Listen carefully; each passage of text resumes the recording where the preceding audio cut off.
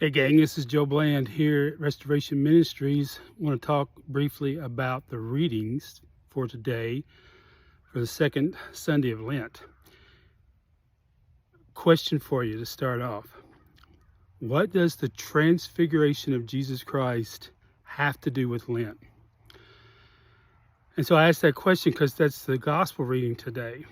And in the gospel, you hear God say, he speaks from the cloud and he says, "This is my beloved Son, with whom I'm well pleased.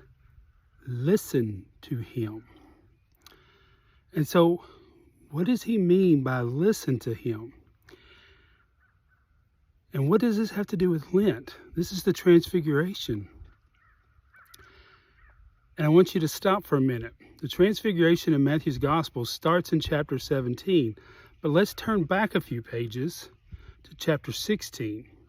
In chapter 16, Jesus has his first prediction of his passion, his first prediction of what is to come. And in that prediction, we have Peter, who tells Jesus, "No, you can't do this. This is not going to happen to you." And Jesus has this famous line there. He says, "Get behind me, Satan. You're thinking as men do, not as God." And so he goes on to say that the Son of Man has to die at the hands of the authorities and on the third day be raised up. And so what does this have to do with the transfiguration? Well, first, Jesus also says, if you love me and you want to be my disciple, you'll pick up your cross and follow me.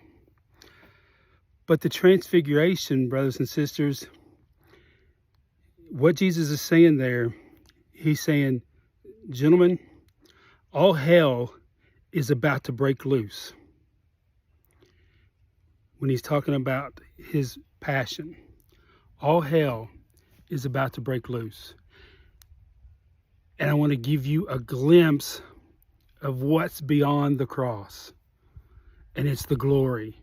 It's the resurrection. It is wonderful. It is beautiful. Because Peter even says, "Lord, let us build 3 tents and stay here." Peter just wanted to camp out and stay there with Jesus and Moses and Elijah. But Jesus said, "No, we got to go back down. We've got to endure the cross."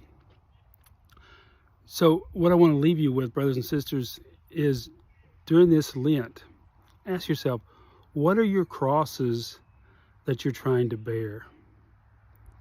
It could be an addiction to drugs, alcohol, pornography, sex, many other things. It could be just something you're struggling with, a disease or an infirmity.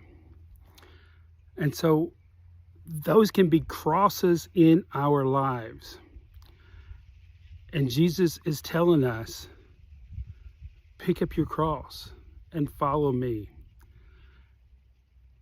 And he's given us a glimpse that cross right there is not the end. That cross symbolizes what is beyond that cross. The resurrection, the glory. But Jesus is also telling us that glory can start today. Because in John's Gospel, in chapter 17, Jesus is praying to the Father, and he says, "I have given them the glory that you gave me." So he's given us that glory now. That's the beautiful part of this, is that can start today. You can start to get healed from those crosses that you bear. And if you don't get totally healed this side of heaven, which none of us, I think, will, we endure the cross because there's hope on the other side. There's a resurrection. St. John Paul used to tell us, We are resurrection people. We are Easter people, and hallelujah is our song. But we have to endure the cross. We can't skip over it. And that, brothers and sisters, is what Lent is about. And so if you need help carrying those crosses, if you need somebody to walk with, to carry those crosses, to start the healing process today, I would be honored to help you in this endeavor. Still praying for you during this Lent, and until next time, God bless.